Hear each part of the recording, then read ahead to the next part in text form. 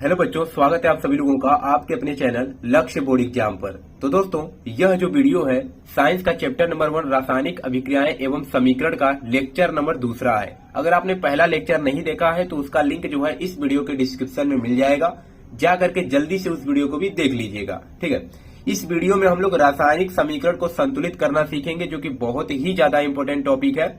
यहाँ से हर साल 4 से 5 अंक का क्वेश्चन पूछा ही जाता है, और अगर आप लोग इस वीडियो को अच्छे से देख लेते हैं तो आपको रासायनिक समीकरण को संतुलित करना आ जाएगा। ठीक है, कोई भी समीकरण आपके सामने आएगा आप उसको आसानी से संतुलित कर सकते हैं। जैसे मैंने यहाँ पर पहला समीकरण लिया है कि HNO3 प्लस CaOH का whole twice gives Ca bracket में NO3 का होल ट्वाइज प्लस में है H2O। इसे क्या करना है, हमें संतुलित करना है। तो संतुलित आप कैसे करेंगे? मैंने आपको एक चीज बताया था, अभिकारक और उत्पाद। अभिकारक क्या होता है? जो अभिक्रिया में भाग लेता है। जैसे HNO3 और CaOH का होल ट्वाइज, ये क्या है? अभिकारक है। और CaNO3 का होल ट्वाइज प्लस H2O, ये क्या है? तो यह उत्पाद है। तो आपको पता होना चाहिए। तो इसमें क्या होता है, संतुलित समीकरण में क्या करना होता है, अभिकारक में परमाणुओं की जो संख्या होती है वह उत्पाद में परमाणुओं की संख्या के बराबर होना चाहिए। ठीक है, मतलब जितना हाइड्रोजन इसमें है उतना हाइड्रोजन इसमें होना चाहिए, जितना कैल्शियम इसमें है उतना कैल्शियम इसमें होना चाहिए, जितना ऑक्सीजन नाइट्रोजन इसमें है उतना ही ऑक्सीजन और नाइट्रोजन इसमें भी होना चाहिए। इसी को कहते हैं समीकरण को संतुलित करना। ठीक है, तो यहाँ पर देख सकते हैं एक हाइड्रोजन यहाँ पर, 2 हाइड्रोजन यहाँ पर, 3 हाइड्रोजन इसमें है और यहाँ पर केवल 2 हाइड्रोजन है। तो हमें क्या करना है, दोनों तरफ बराबर हाइड्रोजन करना है। तो अब आपको सबसे पहले क्या करना है, यहाँ पर एक कॉलम बनाना है। ठीक है, तो यहाँ पर लिखना है आपको सबसे पहले, यहाँ पर एक आपको लाइन खींच लेना है। ठीक है, लाइन यहाँ से खींच लेना है और यहाँ पर आपको 3 कॉलम बना देने हैं।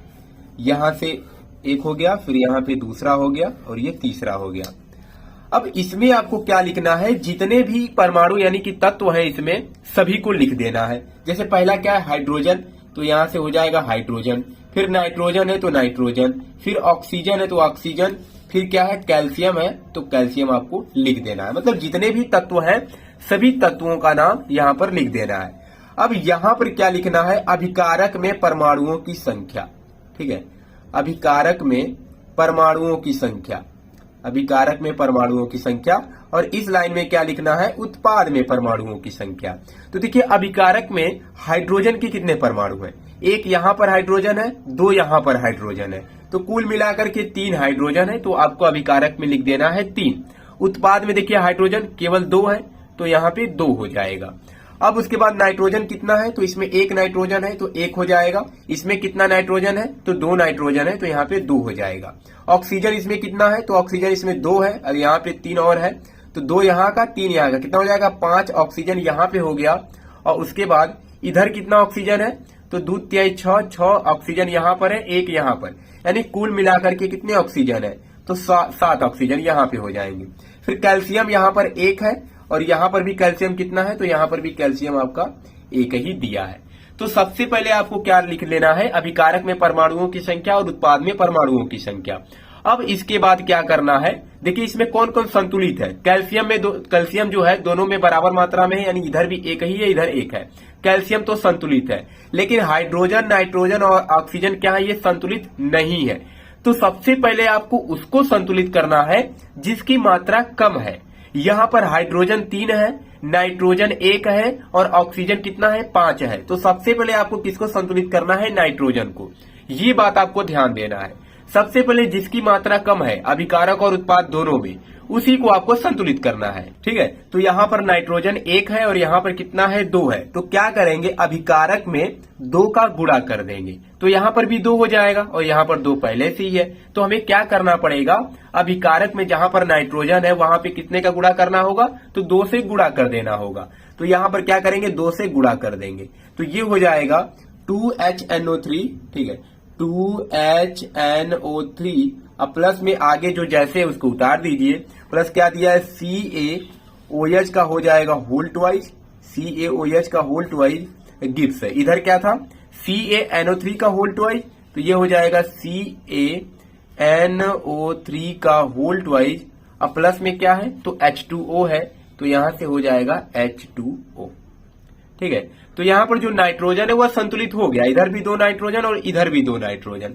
अब आपको क्या करना है, फिर से वही चीज लिखना है। ठीक है, यहाँ पर मैंने पहले किसको संतुलित किया है, नाइट्रोजन को। यहाँ पर एक नाइट्रोजन था तो मैंने 2 से गुणा कर दिया। अब फिर देखना है कि किसकी मात्रा कितनी हो गई है। तो यहाँ पर पहला क्या है, हाइड्रोजन है, फिर नाइट्रोजन था, फिर ऑक्सीजन था, फिर कैल्शियम था। ठीक है, अब हाइड्रोजन देखिए कितना हो गया है, तो यहाँ पर 2 हाइड्रोजन, यहाँ पर 2 हाइड्रोजन, तो हाइड्रोजन की मात्रा हो गया है 4, और उत्पाद में कितना है, तो केवल 2 है, तो यहाँ पर हो गया 2। ठीक है, नाइट्रोजन इधर भी 2 है और इधर भी 2 है, अभी हमने ऊपर संतुलित किया है नाइट्रोजन को। ऑक्सीजन की मात्रा कितना हो गया, तो 2 3 6 यहाँ से 6 2 8 ऑक्सीजन यहाँ पर हो गया है, और यहाँ पर कितना है, तो यहाँ पर भी 6 6 1 7 यहाँ पर हो गया है ऑक्सीजन।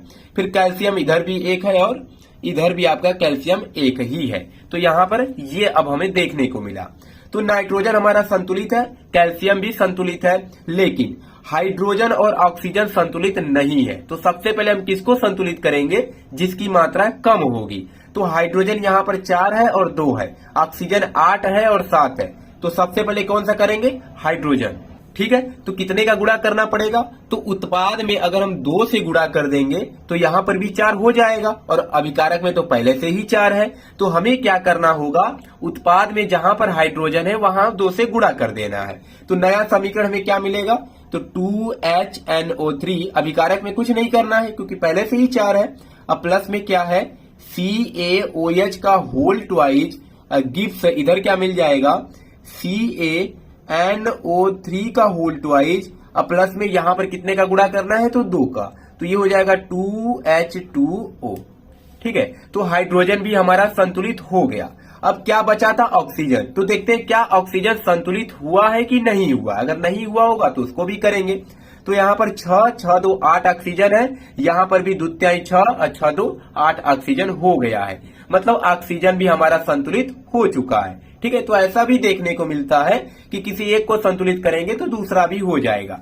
तो यहां से आपको क्या सीखने को मिला, सबसे पहले आपको जितना भी तत्व है उसको लिखना है, फिर अभिकारक में परमाणुओं की संख्या लिखना है और उत्पाद में परमाणुओं की संख्या लिखना है। फिर उसमें से जिस तत्व की मात्रा कम होगी, यानी जिसमें परमाणुओं की संख्या कम होगी, सबसे पहले उसको संतुलित करना है। ठीक है, तो वैसे ही करते जाएंगे तो लास्ट में आपका जो समीकरण होगा वह आसानी से संतुलित हो जाएगा। तो पहले का हमारा उत्तर क्या मिला, 2HNO3, तो यहां से हो जाएगा 2HNO3, पहले का उत्तर है 2HNO3, अब प्लस में क्या है, CaOH का होल ट्वाइज गिव्स, क्या मिला है हमें, CaNO3 का होल ट्वाइज, अब प्लस हो गया है 2H2O, पहला संतुलित हो चुका। अब दूसरा क्या है कि NaOH अब प्लस में H2SO4, इसको भी लिख लेते हैं।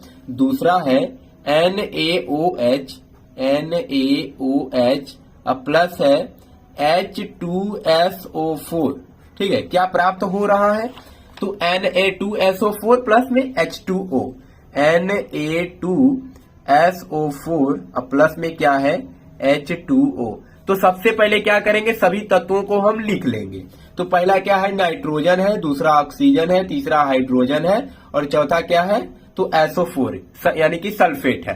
ठीक है, तो अब क्या करेंगे, अभिकारक में परमाणुओं की संख्या लिखेंगे। तो यहाँ पर देखिए एक ही सोडियम है तो 1 हो जाएगा, ऑक्सीजन कितना है, तो केवल 1 है तो 1 हो जाएगा, हाइड्रोजन कितना है, तो 1 हाइड्रोजन यहाँ, 2 हाइड्रोजन यहाँ, यानी कि 3 हाइड्रोजन, और सल्फेट कितना है, SO4 यानी कि 4 है, नहीं सॉरी 1 है, तो यहाँ पे 1 हो जाएगा।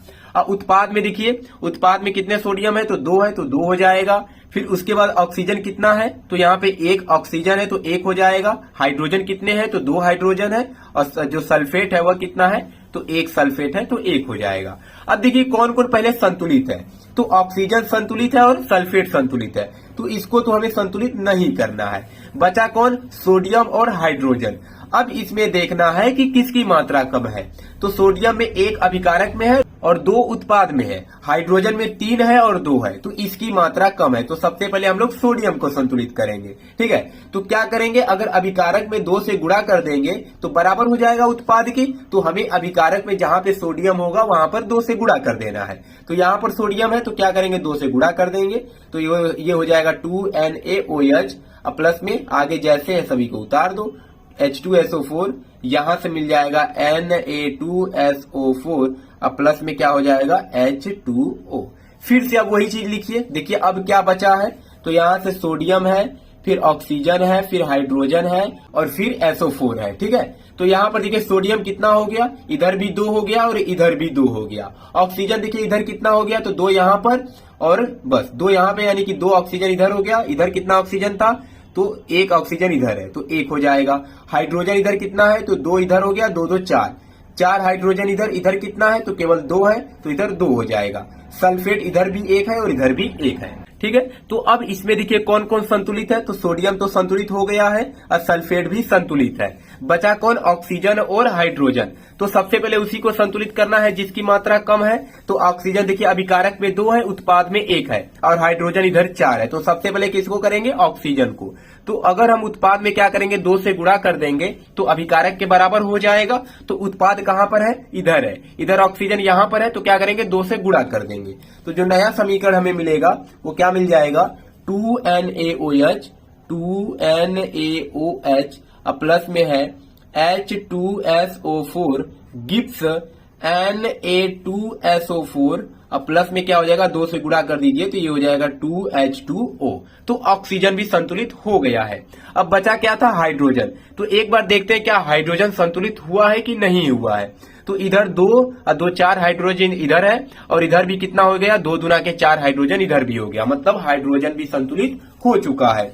तो दूसरा हमारा जो संतुलित मिला है वो कैसा समीकरण है, 2NaOH अब प्लस में हो जाएगा H2SO4 और यहाँ है Na2SO4 अब प्लस में क्या हो जाएगा 2H2O। तो ज्यादा कुछ नहीं करना है, बस आसानी से आप संतुलित कर लेंगे। ठीक है, तीसरा क्या समीकरण है हमारा, तो NaCl plus AgNO3 gives AgCl अधन NaNO3। तो इधर देखिए सोडियम 1 है, इधर भी सोडियम 1 है। ठीक है, इधर Cl 1 है, इधर भी Cl 1 है, Ag इधर 1 है और Ag इधर भी 1 है और NO3 भी इधर 1 है और NO3 भी इधर 1 है। मतलब ये जो समीकरण हुआ पहले से ही संतुलित है। तो पेपर में ऐसा भी समीकरण आ जाता है जो पहले से ही संतुलित रहता है, तो आपको डायरेक्ट उसी को लिख देना है। जैसे तीसरा वाला दोनों संतुलित ही है। ठीक है, चौथा क्या है, BaCl2। इधर देखिए एक Ba है, इधर भी 1 ही है और यहाँ पर Cl2 यानी कि 2 है, इधर कितना है, तो यहाँ पर 1 है। ठीक है, यहाँ पर भी 2 है और यहाँ पर 1 है, यहाँ पर SO4 1 है और यहाँ पर भी SO4 1 है। तो मैं आपको डायरेक्ट इसलिए बता रहा हूँ क्योंकि अब आप लोग सीख चुके हैं कि कैसे संतुलित करना है और आपको भी ऐसे ही करना है। ठीक है, पेपर में आपको कॉलम नहीं बनाना है, लाइन नहीं खींचना है, डायरेक्ट करना है। तो देखिए Ba यहाँ पर 1 है, यहाँ पर भी 1 है, यहाँ पर 2 है Cl2 और यहाँ पर कितना है, Cl2 1 है। तो क्या करेंगे, 2 से गुणा कर देंगे, यानी यहाँ पर लगा देंगे 2। तो इधर भी Cl2 2 हो जाएगा। हाइड्रोजन इधर कितना था, 2 था, इधर भी हाइड्रोजन अब 2 हो चुका है और सल्फेट इधर 1 है और इधर भी कितना है, सल्फेट 1 ही है। तो चौथा भी हमारा क्या हो गया, संतुलित समीकरण हो गया। तो ऐसे ही आपको क्या करना है, समीकरण को संतुलित करना है। मैं एक बार फिर से आपको बता देता हूं कैसे मैंने किया है। तो सबसे पहले आपको क्या करना है, समीकरण को लिख लेना है, फिर एक कॉलम बनाना है, फिर उसमें क्या करना है, आपको एक तरफ जितने भी तत्व हैं सभी तत्वों को लिख देना है, फिर अभिकारक में परमाणुओं की संख्या और उत्पाद में परमाणुओं की संख्या लिखना है। ठीक है, तो अभिकारक में जिन तत्वों में जितने परमाणुओं की संख्या होगा उसको लिखना है, उसी प्रकार उत्पाद में लिखना है। फिर उसके बाद जिसमें परमाणुओं की संख्या कम होगा सबसे पहले उसको संतुलित करना है। ठीक है, तो यही स्टेप फॉलो करते जाएंगे तो लास्ट में जो समीकरण होगा वो आसानी से संतुलित हो जाएगा। तो ऐसे ही समीकरण को संतुलित करना है। ठीक है, तो चलिए मिलते हैं नेक्स्ट वीडियो में एक नए लेक्चर के साथ। तब तक के लिए धन्यवाद।